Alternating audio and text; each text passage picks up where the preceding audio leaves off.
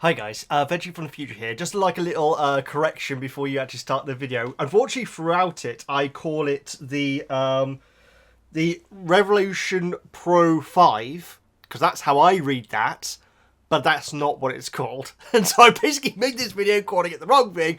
It is the Revolution 5 Pro. To me, that isn't what that says, but it is what the controller's called, so I apologise about that. Also, throughout the video, I do compare it to the Unlimited, Revolution Unlimited controller, which I've also reviewed before. It's important to remember, this is only designed for PlayStation 4 and PC, whereas the controller that we're reviewing today, the Revolution 5 Pro, is designed for PS4, PS5, and PC. So, just a couple little corrections there. Enjoy the review. Hi guys, Veggie Gamer back, and we get back to doing another product review, guys. I do these from time to time, and today I've been sent for review the Revolution Pro 5 controller. Now, it's a Nacon, which I'm pretty sure I'm saying correctly, guys. I reviewed a few of these in the past, guys, and they tend to be really, really awesome quality controllers. I gotta say, this one is on the more pricier side of it, and so I'm very excited to see exactly what's so special about it. It's certainly a good-looking controller. But yes, we've done the Nacon Revolution Unlimited Pro controller, I think is its full name. And that was wonderful. That is actually currently my favourite controller to use.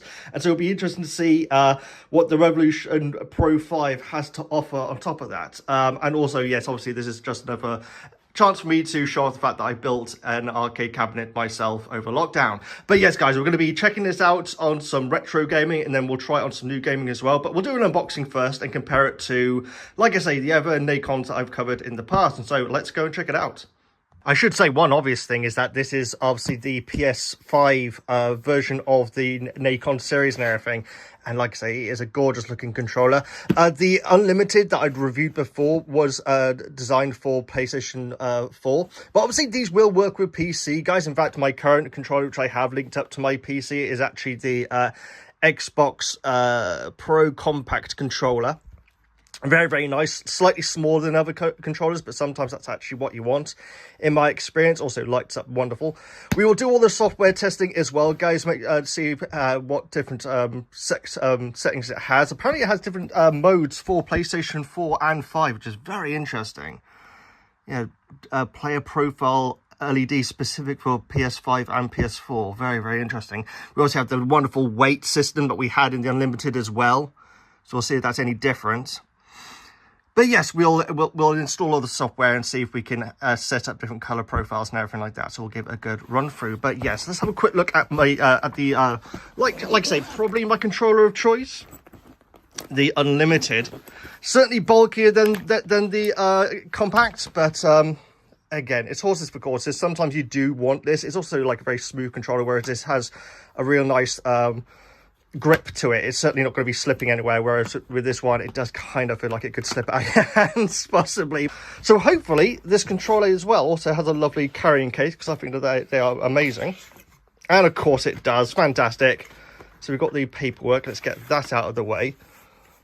Ooh, stickers, always a plus, guys, always a plus. All companies should be sending stickers. I think that's just wonderful.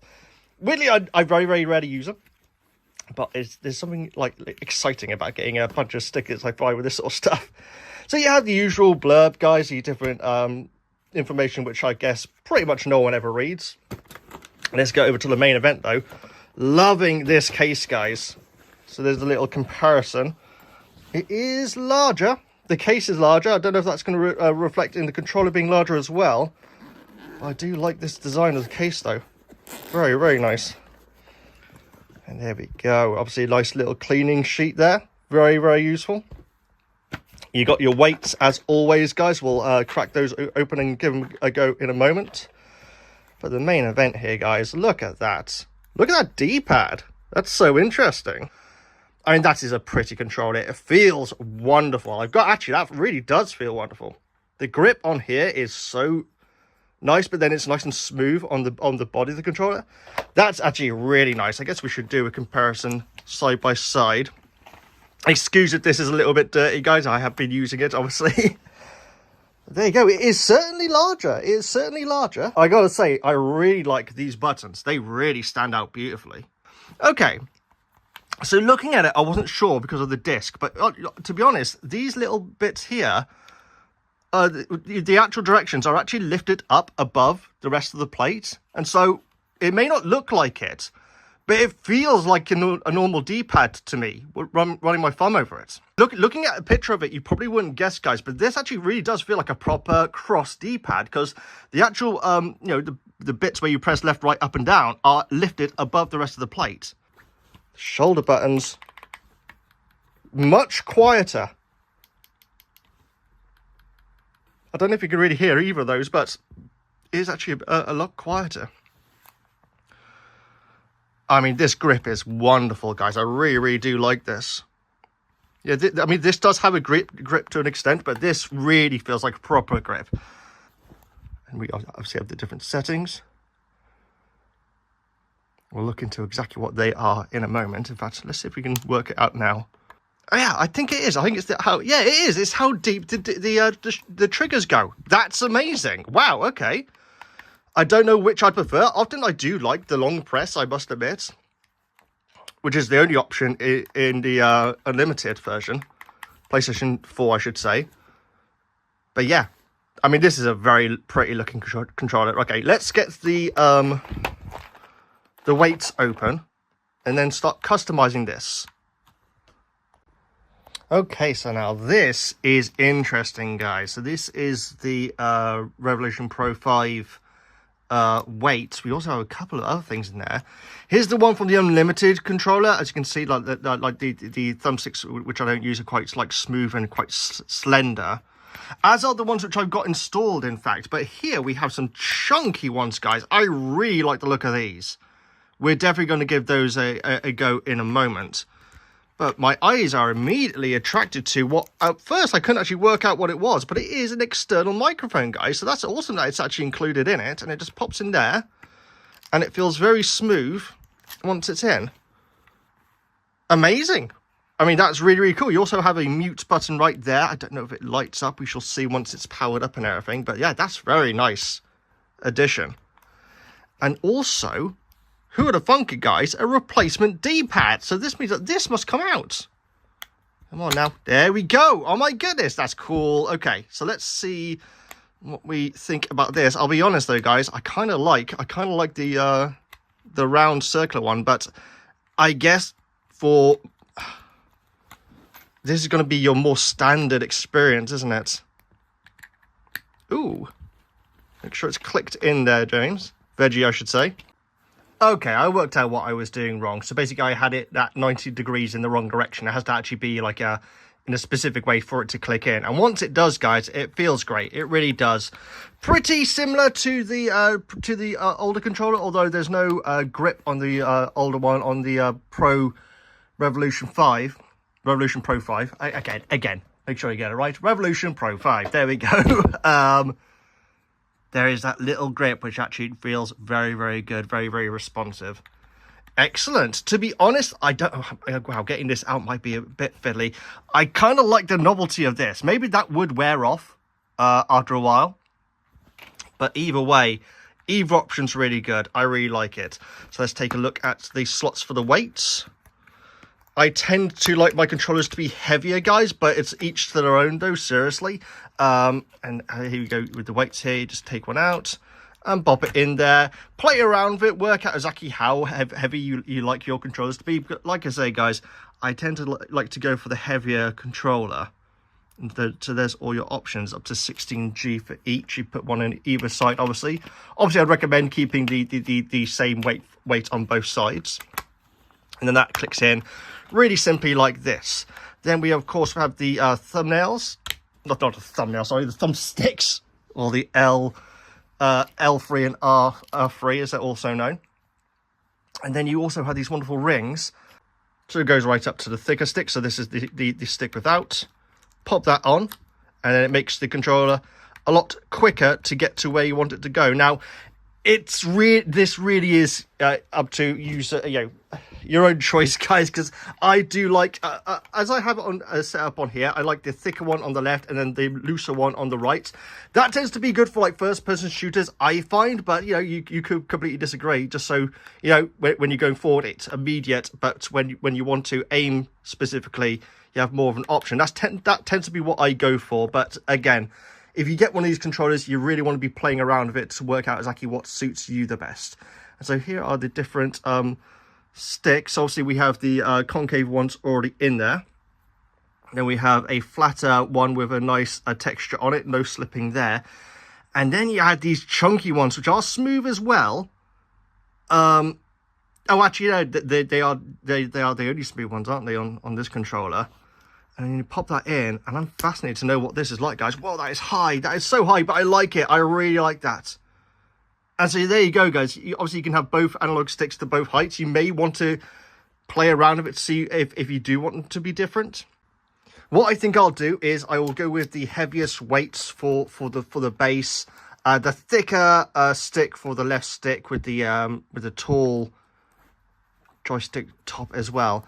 And I think that I will keep this without a ring on it, so it's nice and flexible, but I will install the other tall stick just to give it a go and get a real feel for what it's like. I'm going to remove this as well. But yes, let's go and check out how this thing feels. Woozle is following me around like a hawk right now. Either way, guys, it took me a little while to work out how to get this to go wireless. It is actually the switch on the top there. It's the wire and the wireless symbol there. There really are a lot of buttons on this controller. There really are. You've got a Bluetooth for the headset with microphone up and down. Got additional buttons which you can obviously reprogram as well. Not something which I often do, I must admit, when it comes to this sort of thing. Oh, hold any button on the joystick configure. There we go. It's worked it out. And I just need to put in all these different commands like so. Very easy. So obviously if you were to be using any sort of emulation device, you'd have to do this. But yes, this is something that I did do just because I want to show off my arcade cabinet. But once I got all that installed, oh, one actual little thing, guys, it's not a deal breaker, but I did notice that, you know, you saw the trouble that I was having with the shoulder limiters earlier on.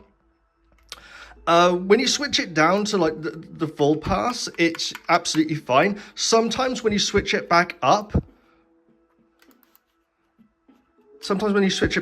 you have trouble actually sliding the button up. Maybe it's just on this side.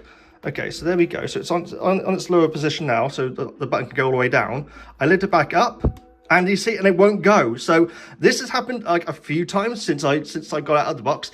Again, it's really not a deal breaker because it's not going to be something which you're going to be changing it back and forth too much.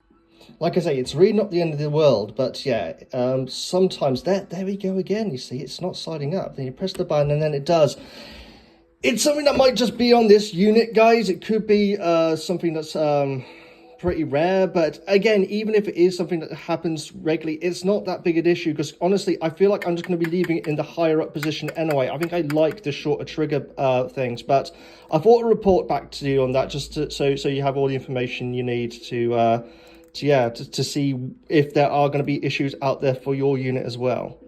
So starting off with something retro just to test out how the controller feels in general. Guys, all the buttons are so responsive, they feel great. Like I say, they are very quiet as well, but I've come to know that Nacon do really good button work, and so everything feels exactly what you want. You're able to pull off the moves that you know very well easily with this controller, and like I say, the grip is so good, it definitely doesn't feel like it's going to be going anywhere, and so when it comes to a simple test like this, it passes with flying colours.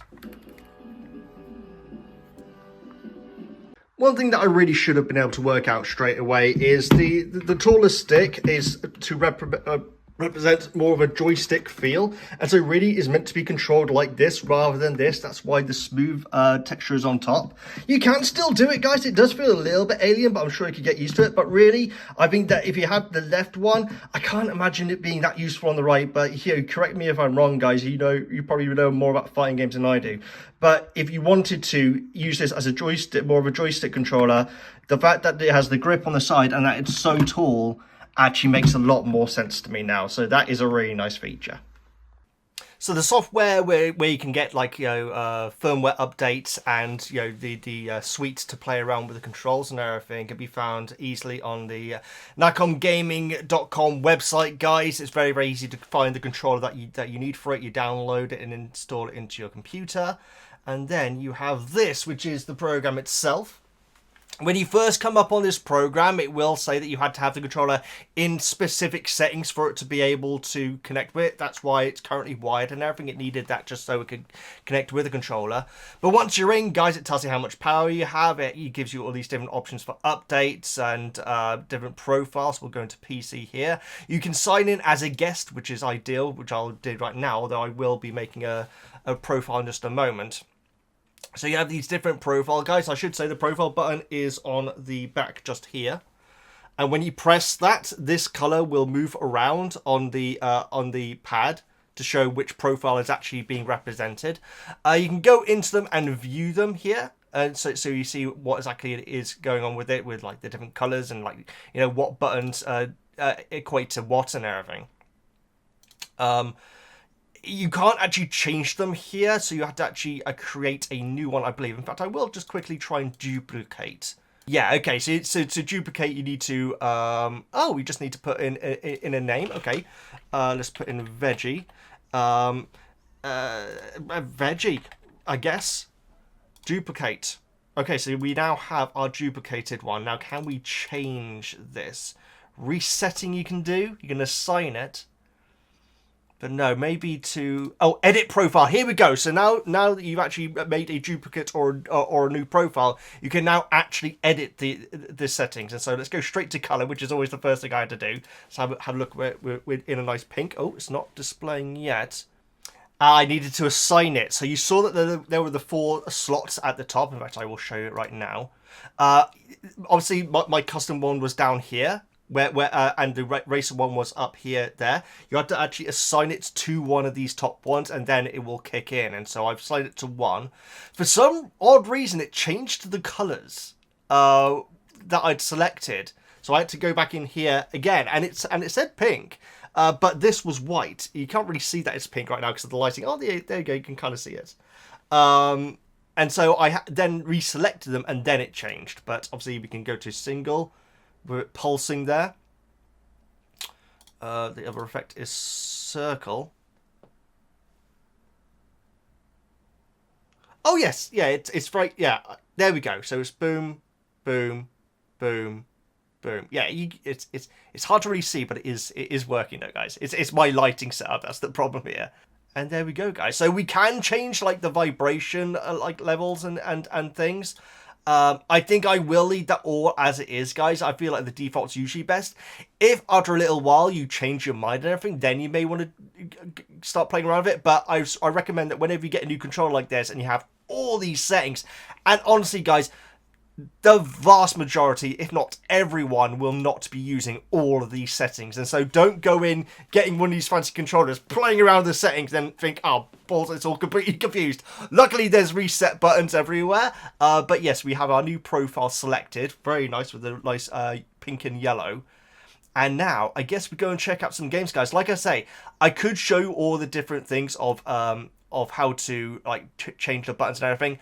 Honestly, that isn't something which I recommend unless you're a very specific kind of gamer, guys, where you need your things to be exactly right. I'd recommend staying away from them. Honestly, it's very, very simple. It's very self-evident how you actually put in these different settings. So I won't be doing it here today. So I guess we'll go over and play some more complicated games than Street Fighter. I wanted to show my arcade cabinet, guys, but also I feel like if you get a new controller, playing something as not basic, that's the wrong term, but like something as pure and simple as Street Fighter 2, the original one, which is what I grew up on mostly, is a good way of doing it. But now let's try something a little bit more complicated. Okay, so this is Hogwarts Legacy, guys. It is a game which I am very, very, very behind on. I got it on day of release and just haven't been able to live stream recently, so I'm so sorry about anyone who's waiting on that. But yes, playing a 3D game really does make the controller really shine. and see what it's actually designed for. It actually feels really nice in the hand, even with the joystick top that I've got on the left stick, guys.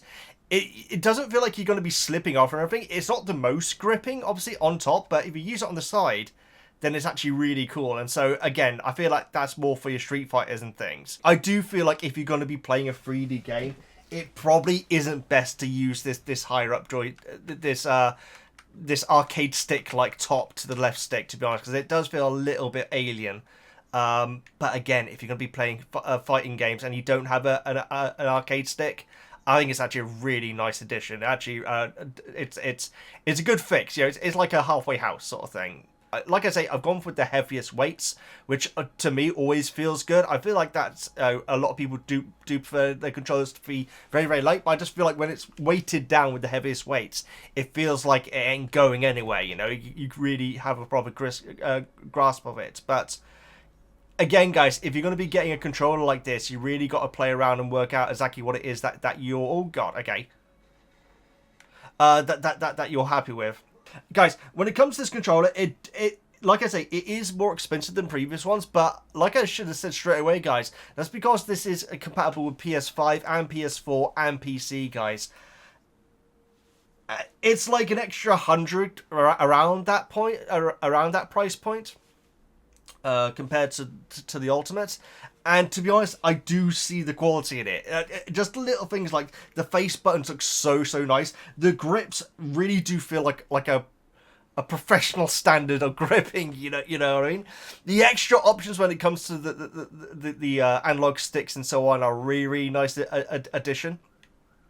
The profile stuff pretty much the same as it was before. I could be wrong. There could be other parts of in the suite that you can play around with this controller, which you haven't been able to previously. But like I say, guys, unless you've bought many of these like advanced pro controllers beforehand, I really wouldn't recommend playing around with that stuff yet. It's definitely worth just playing a few games, fighting games, racing games, MMO, whatever you want. What is this? RPG, not MMO. And get to grips with exactly how it feels in each of those. Then you can start tinkering with it and setting up with profiles and everything. But that's really something which is a lot more advanced than it needs to be. Revolution Pro 5, comparing it to the Unlimited, which is like I say, the cheaper option and everything. It's larger. All the little details are improved. Everything just feels better with it. That being said, if you're not 100% sure about, wanting to make the extra, just for that extra, pay that extra for the additional quality and everything, go and check out my other reviews for Nacon that I've done, guys. Like I say, I've done the compact wired Xbox controller. I've done the unlimited controller. But this, out of all of them, I think it is the best. The D-pad, like that other D-pad that I've now got the plate one on. It is nice, guys. It's when I first saw it, I thought, okay, that looks a bit novel. It probably isn't going to be that great, but it's going to at least be different enough for it to feel special and everything. I'll be honest, the fact that the buttons are actually just a little bit lifted up from the plate actually makes the D-pad feel pretty damn good. It actually really does. The plate I actually prefer better than the cross one, which is also an option. Love the fact that you can change it though, guys. That is the first time, I am pretty blooming certain that is the first time that I've had a D-pad that can actually be replaced in and out. And so I guess you could switch it up between games and everything, but for me, I like the plate. I think it's actually a really nice addition. After a little bit more playing around with it, guys, I don't recommend using the joystick style thumbstick for RPGs, because it started to dig into my thumb a little bit. So I now have the oh my goodness, careful, bow truckle. I now have the non-concave gripped stick on the left and the concave grip one on the right. And that actually feels so natural now. It really does. And I think if you go for any of these controllers, Nacon are an excellent controller company, guys. Seriously, they've never let me down yet. Definitely not. If you want to go with the best option that I've experienced, it is this new controller, guys. The Revolution Pro 5, which I will remember the name of eventually. Yeah, it really does feel great. Oh, can he not fall off? I guess he can't. Oh. Guys, thanks so much for watching. Do you have a Nacon controller, guys? Am I pronouncing it wrong? I'm sure I probably am. Which one would you recommend? Have you got any other special settings that you use for it? Do you use the taller thumbsticks? If you do, let me know, guys. Like I say, I think outside of fighting games, it's not really appropriate, but you know, everyone's hands are different. You know, that's the great thing with home controllers, where you can highly customize them, is that you can really have it completely suited to you. And when it comes to the controllers which I've used so far, this is the one which goes the furthest when it comes to that. It does have that issue with one of the shoulders, guys. Like I say, the right shoulder. Let's see if it happens this time. Down. There we go. Yeah, and there it is. There's the problem again. It's interesting, guys. Like I say, it may just be this unit, but when you push the button down, so it's a full press, and then try to push it back up, sometimes it doesn't go. There we go, and it clicks in. This might be the only unit that does that, guys, and so but I need to mention it just in case if you run into the same issue. It's not a deal breaker for me, guys, because honestly, playing this right now, I definitely prefer the shorter drop for the button. I should also say again, it's so quiet compared to the unlimited controller, and the unlimited controller is very quiet, guys. And so, like I say, this controller seems to do everything that the other ones do, that bit better, you know. And so it is the best choice. But if you want to check out my other reviews of other controllers, Nacon or otherwise, we've done some Geotech ones as well, which are a lot more of your economy controllers. But they're great as well, guys. It's horses for courses. It's how much you want to spend. And at least with the controllers that I've experienced, this being the most expensive, you're getting what you pay for. And that's all I can really, you know, that's all you can really wish for. Love the customization. Nacon, they do very pretty controllers. They really do. I presume... Oh, actually, there is a white version of this controller as well, which looks sleek as well, guys. And so, if that's the sort of the colour which you'd prefer, then go for it. But yeah, if you do get it, please let me know your thoughts in the comments. If you run into this trigger issue, please let me know. It's not a big deal, because you're not going to be switching in and out a rapid, like, mid-gameplay or anything. That's just not something that you're going to do. It's not ideal. But just do a little bit of fiddling, it'll pop back up again, and then you'll be able to, you know, have the setting exactly how you want. It's not a big deal, guys. Either way, thanks so much for watching, guys. Love making these videos. I didn't say dongle once. I love saying dongle in these controller reviews, guys. I didn't say dongle once. This is the dongle that comes with it. Obviously, it has the little syncing button on the top there. It's very nice, very, very small. It hides away nicely in the case, which is a very nice case, guys, I gotta say. But they always are nice, these Nacon cases. But yeah, it just slips straight into there. Controller over there. Netting has your wire, which I'm currently have connected up to my PC. The weights and joysticks, the analog stick tops, I should say, pop into there, and the controller very, very smoothly in there. Into an awesome carrier case, super light, and it's secure as well. It ain't gonna be damaging your controller with it in there, guys. There you go, guys. There's my review of this controller. It comes down to, if you want to pay the extra money, you are getting a better controller. So, but go and check out my other controllers if you want to see cheaper options as well. And yeah, thanks so much, Jackie and Lou, for arranging this review to be possible. And yes, please like, comment, subscribe, all of good stuff. I'm Veggie Gamer. He's been Veggie Bow Truckle, who will be returning to the channel soon. I promise, guys. It's been way too long since we played this game. Who's that? And I'll see you next time.